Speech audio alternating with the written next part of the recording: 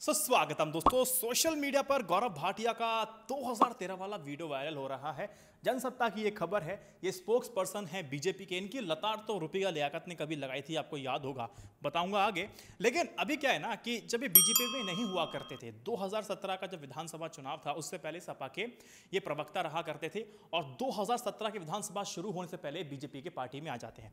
जब सपा में थे तो बहुत अच्छे से काउंटर करते थे, फैक्ट को रखते थे, समस्या का समाधान मांगते थे और समाधान भी देते थे और मतलब नाक में नकेल कसी हुई थी। अब बीजेपी के लोगों को लगा कि तो बंदा तुम्हारे काम का है, बुला लो अपनी तरफ। अब एक सिंपल सी बात यह है कि एक प्रवक्ता का लालच क्या होता है। प्रवक्ता को आइडियोलॉजी से कोई मतलब नहीं है, कोई भी मतलब नहीं है, सिर्फ उसको चाहिए नेम फेम मनी।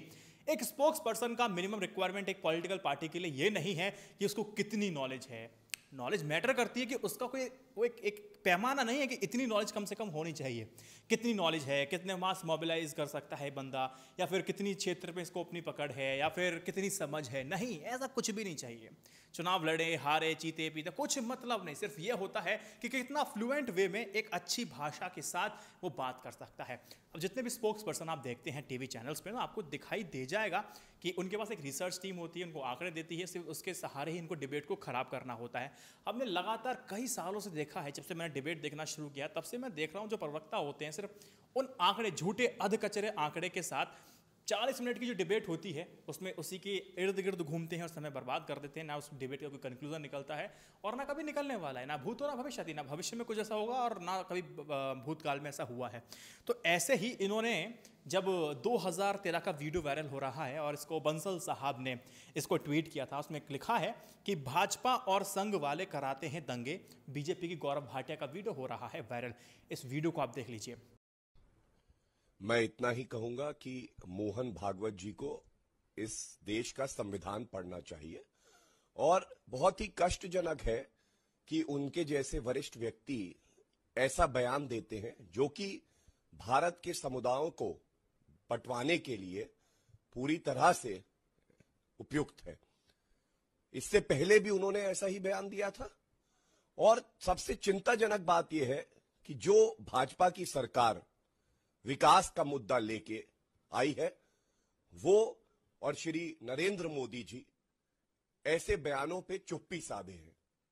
आज भी उनकी तरफ से कोई प्रतिक्रिया नहीं आई है और ये भाजपा का एक षड्यंत्र है कि किस तरह से वो इस देश को बांटे, कैसे इस देश में सौहार्द बिगड़े और जगह जगह पे सांप्रदायिक दंगे हों।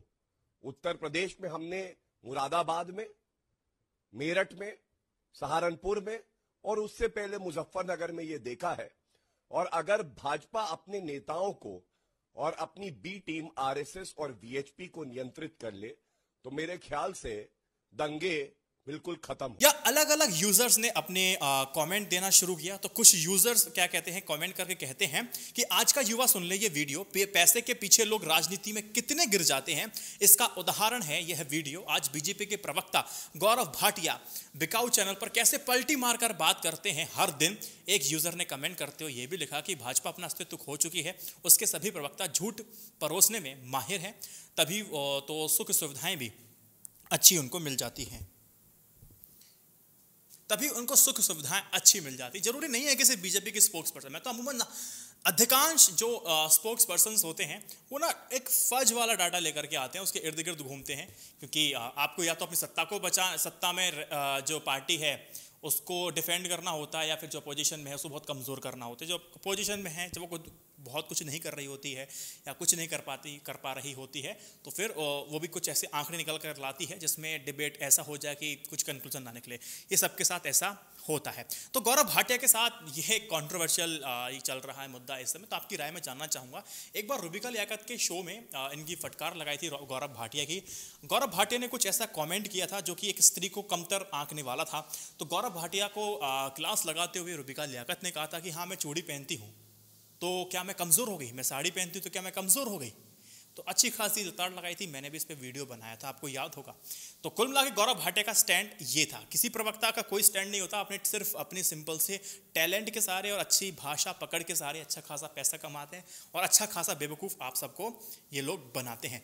दूसरी खबर मैं आपको देना चाहता हूं। देखो ये जो सरकार है ना बीजेपी वाली, ये जो जितने भी लेफ्ट विंग की जो सरकारें जितने भी राइट विंगर होते हैं, दक्षिणपंथी की सरकारें हैं, ये डिसइन्वेस्टमेंट और प्राइवेटाइजेशन की तरफ बहुत ज़्यादा इनका रुझान रहता है। बोला कि सब प्राइवेटाइज कर दो। अब प्राइवेटाइज का बहुत बड़ा नुकसान हमने इस कोविड के वक्त, हॉस्पिटल के वक्त हम लोगों ने देख लिया है कि किस तरह से इन लोगों ने पेशेंट के साथ ज्यादतियाँ की हैं और कैसे बंधक बनाकर पेमेंट जबरदस्ती निकलवाए। 60 लाख का बिल सरकार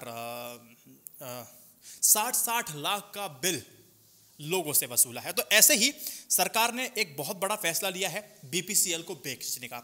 सरकार अपना 52% से ज़्यादा का हिस्सा बीपीसीएल का बेचने जा रही है।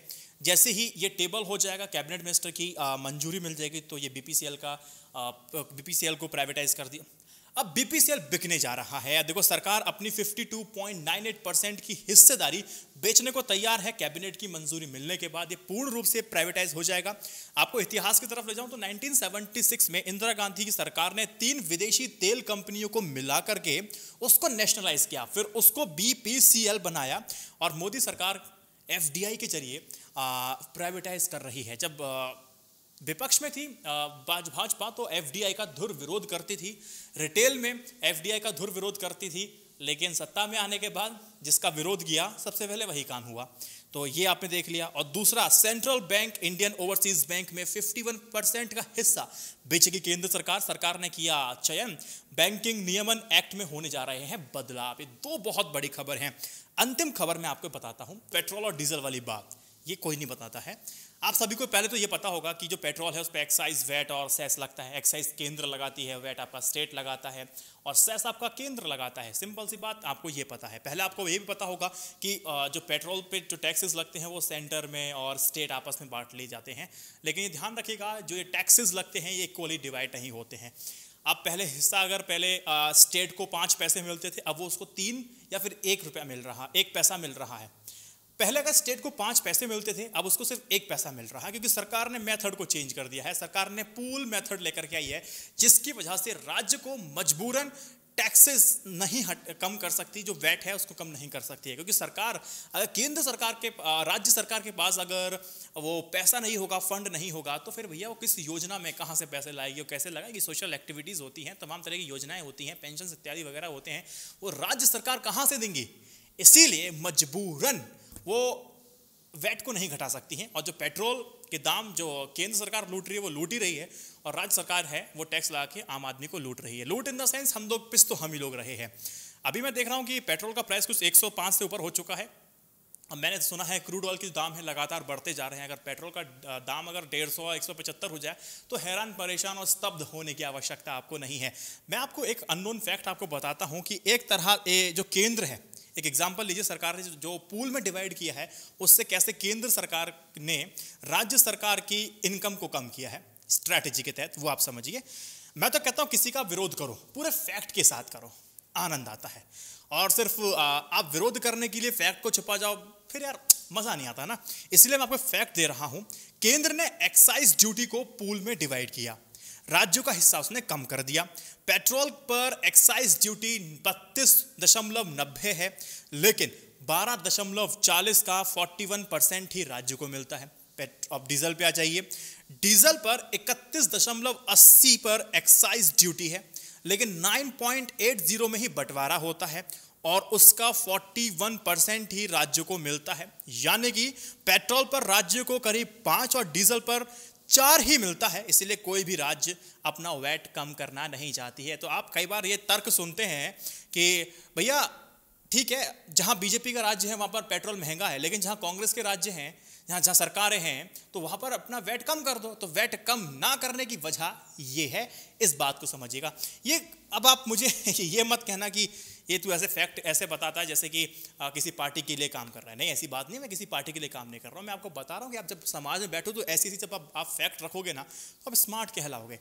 और स्मार्ट कहलाना सबको अच्छा लगता है, बेवकूफ़ कहलाना किसी को अच्छा नहीं लगता है। 3 खबर कैसी लगी कमेंट सेक्शन में जरूर बताइएगा। i9 न्यूज़ इंडिया की जर्नलिज्म को सपोर्ट करने के लिए पेट्रियन और यूट्यूब मेंबरशिप जरूर लीजिए, ताकि वीडियो एडिटर को हायर किया जा सके और अच्छी क्वालिटी के साथ दमदार टॉपिक आपको दिए जा सके। और इस वीडियो को 3 व्हाट्सएप ग्रुप में शेयर कीजिएगा। जय Hind, Vande Mataram, stay updated, stay educated, सत्यमेव जयते। नमस्कार।